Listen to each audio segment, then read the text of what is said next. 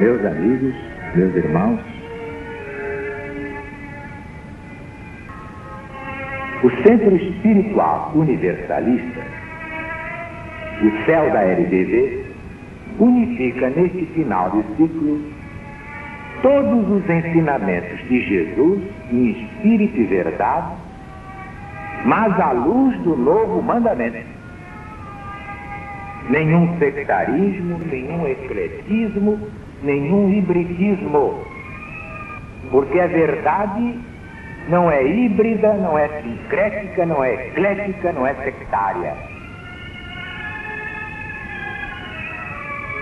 A doutrina do céu é exatamente a doutrina do Cristo de Deus, acima de todas as perversidades geradas pelas religiões humanas, diletas filhas de Satanás ou do Anticristo.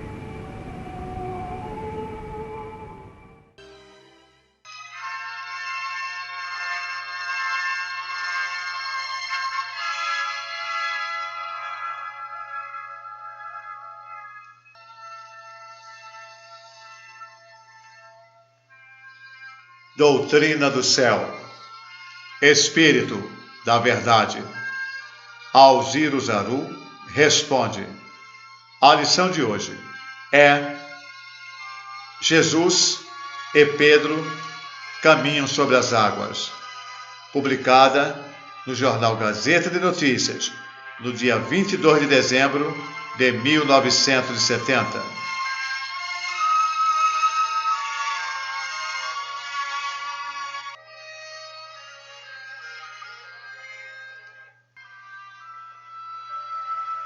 Todos estão ansiosos por ver explicada a passagem do Evangelho em que Jesus e Pedro caminham por sobre o mar. Como a interpreta, pelo céu da LBV, o Espírito da Verdade?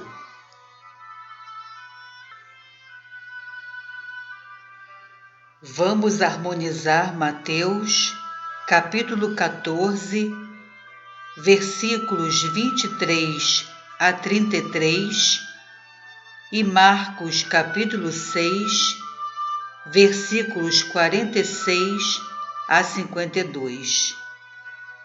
Mateus. Tendo despedido a multidão, Jesus subiu a um monte para falar com Deus. Ao cair da noite, lá se achava ele só. Entretanto, a barca era impelida de um lado para outro pelas ondas no meio do mar, pois o vento era contrário.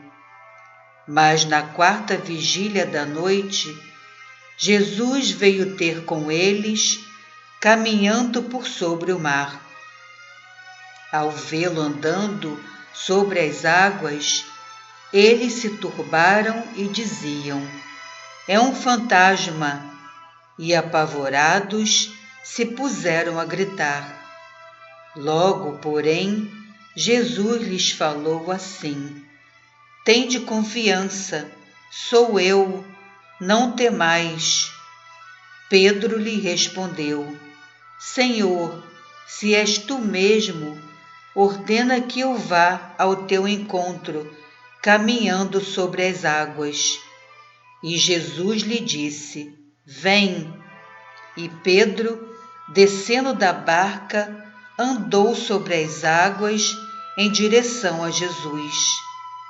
Mas, vendo que o vento estava forte, teve medo, e como principiasse a submergir, bradou: salva-me, Senhor! Ato contínuo, Jesus, estendendo-lhe a mão, o segurou e lhe disse: por que duvidaste, homem sem fé? Assim que subiram para a barca, o vento cessou. Então, os que estavam na barca se aproximaram dele e o adoraram, dizendo: és verdadeiramente o Filho de Deus. Marcos. Depois de haver despedido o povo, Jesus subiu a um monte para orar. Ao cair da noite, a barca estava no meio do mar e Jesus estava sozinho em terra. Vendo que seus discípulos tinham grande dificuldade em remar, por lhes ser contrário o vento, Jesus, por volta da 4ª vigília da noite, veio ter com eles, caminhando sobre o mar, pois queria passar-lhes adiante. Eles, porém, desde que o viram caminhando sobre o mar, supuseram ser um fantasma e começaram a gritar, pois todos o viram e ficaram apavorados. Ele logo lhes falou, dizendo: Acalmai-vos, sou eu, não tenhais medo. Subiu para a barca onde eles estavam e o vento cessou, e eles ficaram ainda mais espantados, visto que não tinham compreendido a multiplicação dos pães e peixes, é que seus corações estavam cegos.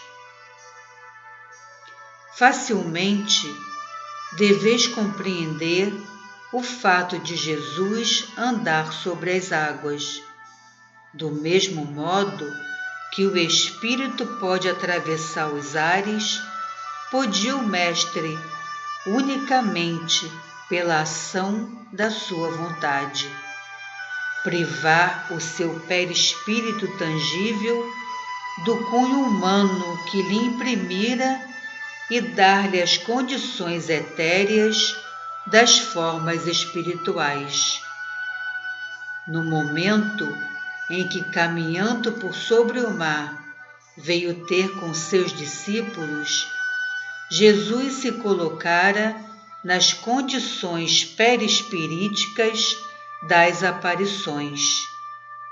Seu corpo perispiritual, conservando a aparência do corpo humano, a visibilidade e a tangibilidade, era, quando deu a mão a Pedro, mais leve do que a água, tendo-se em vista o peso específico da onda do mar. Seus discípulos, como diz o evangelista, julgaram tratar-se de um fantasma quando o viram caminhando sobre as ondas. Ficaram sem saber se o que viam era mesmo Cristo ou uma simples aparição. É que nessa ocasião, como dissemos, Jesus se colocara nas condições perispiríticas das aparições, que alguns deles já tinham podido observar. É que em todos os tempos o mundo invisível esteve sempre em comunicação com a humanidade terrestre. Suas manifestações, que os homens não compreendiam, por lhes desconhecerem as causas, passavam, mesmo no tempo do Mestre, por ser ou fantasias da imaginação ou obra dos espíritos maus, ou ainda uma graça especial que Deus se dignava de conceder a esta ou aquela das suas criaturas na terra. Entre os idólatras, vós o sabeis muito bem, essas aparições deram causa à multiplicação dos deuses e deusas, dos quais foi vítima a credulidade do povo, explorada pela ambição ou pela cupidez. Os judeus, como os outros povos, tinham nas suas famílias médiuns videntes que, às vezes, observavam a aparição de um amigo, de um parente e mesmo de alguns de seus patriarcas e profetas, pois não o ignorais.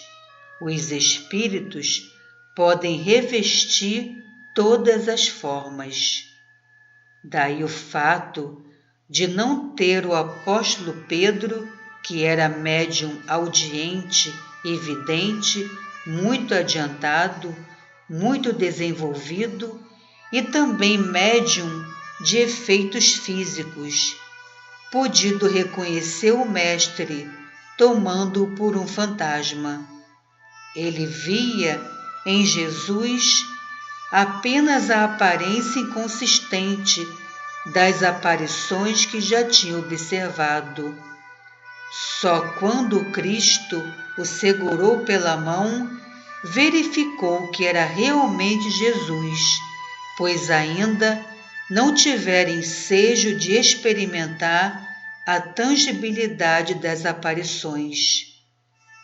Estando Pedro decidido pela sua fé a obedecer a Jesus, ordenou este mentalmente aos espíritos que o cercavam, prepostos ao efeito de sustentarem o apóstolo sobre as ondas, que o sustentassem. Assim pôde ele também caminhar sobre as águas. Foi ainda obedecendo a uma ordem mental do mestre que os mesmos espíritos deixaram que ele submergisse um pouco, no momento em que lhe voltava a dúvida. Não era preciso que Jesus desse a mão a Pedro para que este, caminhando com ele sobre as águas, voltasse à barca. Teria bastado o amparo dos espíritos prepostos, a sustentação do apóstolo. O Cristo, porém, querendo demonstrar a Pedro que era mesmo o seu mestre, que ali se achava e o sustentava com o seu poder, lhe estendeu a mão. De fato, assim era, porque, se Jesus não o houvesse ordenado, os espíritos não teriam ajudado o apóstolo a manter-se em equilíbrio, caminhando pela superfície do mar. Como dissemos, Pedro era, para nos servirmos de uma expressão consagrada, médium de efeitos físicos da mais alta categoria. Assim, foi com o auxílio dos fluidos nele existentes que os espíritos prepostos conseguiram sustentá-lo de modo a poder caminhar sobre as ondas. Foi também graças a essa mediunidade que ele conseguiu, auxiliado pelos espíritos prepostos, a realização desse outro fato: libertar-se das correntes com que o ataram na prisão. Atos dos Apóstolos, capítulo 12, versículos 6 e 7. E que de outro modo não teria explicação. Mas, mesmo que o apóstolo não fosse médium de efeitos físicos, nem por isso deixaria de ser sustentado pelos espíritos prepostos e de caminhar com o auxílio deles sobre as águas do mar, já que o mestre o queria. Desde que essa era a vontade de Jesus, os espíritos reuniriam em torno de Pedro os fluidos de que necessitavam para sustentá-lo. O fato se produziria exatamente como se deu.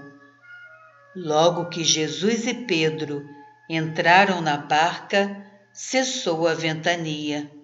Cessou porque assim o ordenou Jesus mentalmente aos espíritos prepostos, ao governo dos ventos e das águas, como aconteceu com relação à tempestade que se desencadeou no mar e que, por ordem do Cristo, cessou imediatamente, fazendo-se grande bonança.